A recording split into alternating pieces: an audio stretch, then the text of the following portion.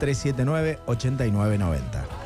Muy bien, y hace 42 años exactamente, el 10 de diciembre de 1983, los argentinos teníamos una sonrisa en el corazón y en la cara, ¿no? Porque, bueno, asumía Raúl Alfonsín y con toda la esperanza del inicio de la democracia, después de la noche más negra vivida por la Argentina a lo largo de su historia reciente y podríamos decir también de su historia en general.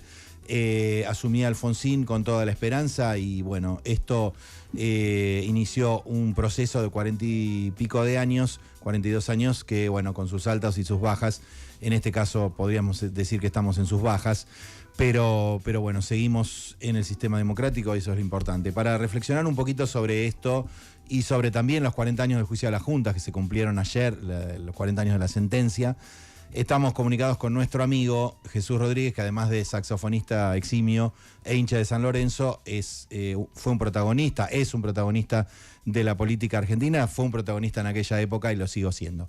Hola Jesús, ¿cómo estás? Acá Jaime Rosenberg y amigos y compañeros te saludamos.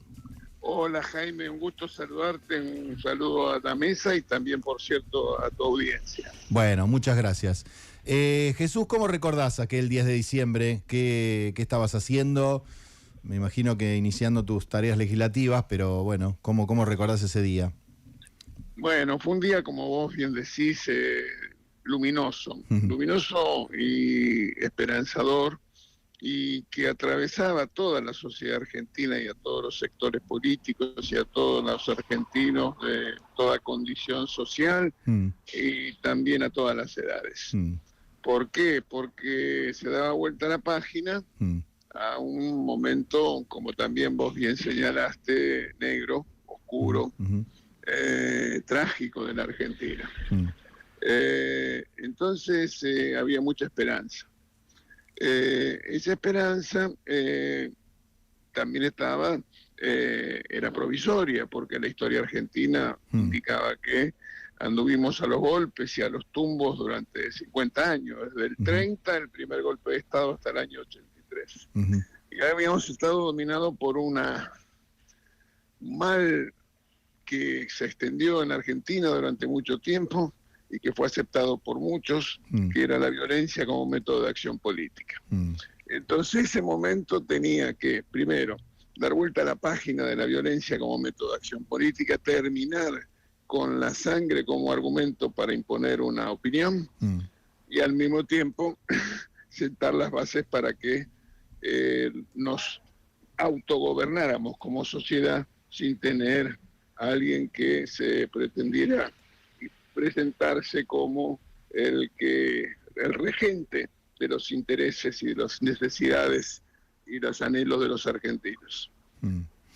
Y eso fue ese 10 de diciembre, que entre otras cosas ha permitido cumplir esos dos objetivos, porque esa etapa que se abrió en ese momento nunca más se vio interrumpida por un golpe de Estado, y al mismo tiempo nadie reivindica el uso de la violencia como método de acción política. Bien, pero hay, digamos, otras reivindicaciones dando vueltas, sobre todo desde hace 2 años a esta parte, ¿no? Con el gobierno de Milei, da la impresión, esto de la memoria completa, etcétera, etcétera.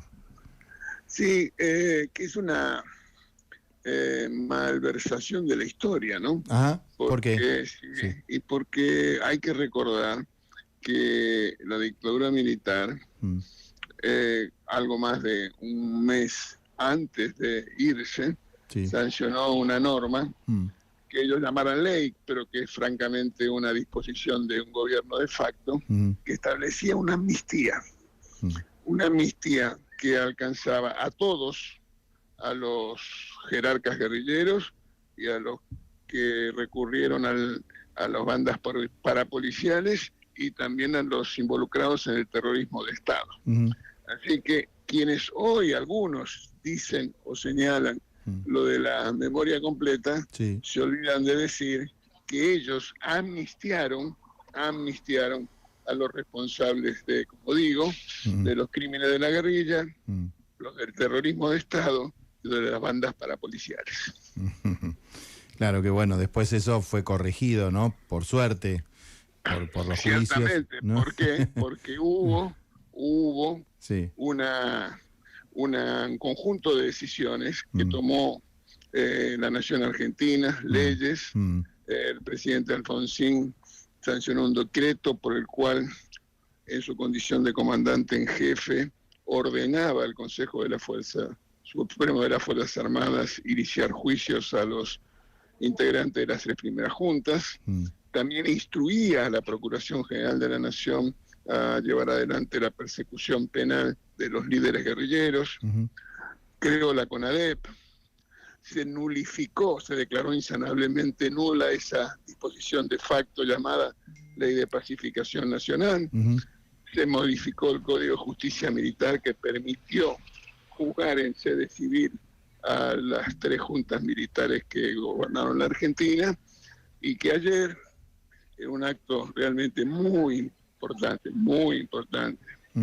de una dimensión institucional muy trascendente, uno de los poderes de la República, la Corte Suprema de Justicia, reconoció lo actuado por aquel tribunal que hizo ayer 40 años, en un juicio ejemplar, inédito no solo en la Argentina, en la región y en el mundo.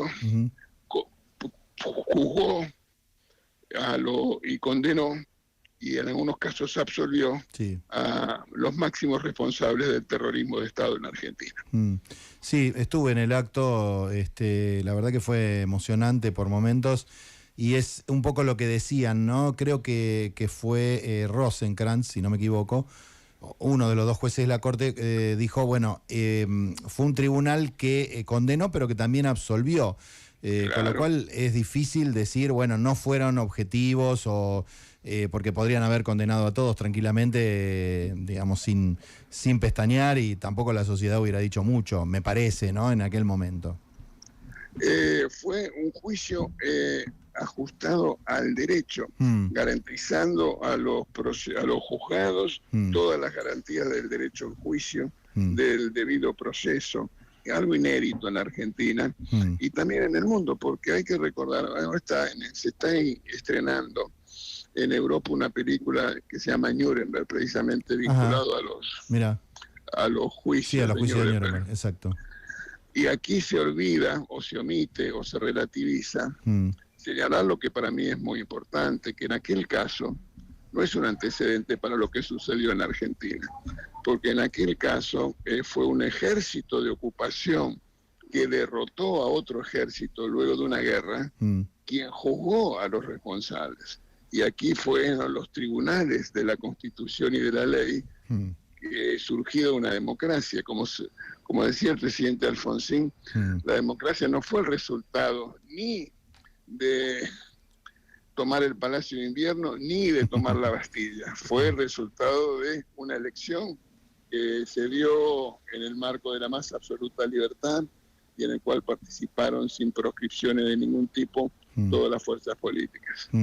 Bien, y 40 años después, 42 años después, ¿cómo calificarías esta democracia que tenemos? ¿Está en riesgo la democracia, como se dijo en su momento, por las tendencias un poco autoritarias de este gobierno? ¿Cómo lo estás viendo? Bueno, estamos asistiendo a un momento del mundo un poco hospitalario para los modos democráticos. Muy diplomático lo tuyo. Estamos asistiendo a lo que se caracteriza como una etapa de recesión democrática, que se expresa de muchas maneras, ya no a través de golpes de Estado o de uniformados que deciden deponer un gobierno, sino que a través de lo que se conoce como democracia que se ven erosionando desde adentro.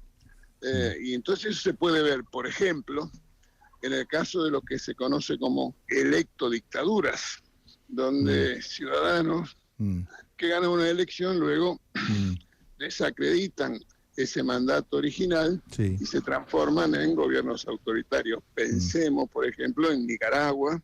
O pensemos en Bukele. Y después también hay casos en la gente que concurre a elecciones y desconoce el resultado electoral. Pensemos Bolsonaro en Brasil, pensemos Maduro en Venezuela. Entonces estamos frente a un momento de reflujo en alguna de las dimensiones de la democracia.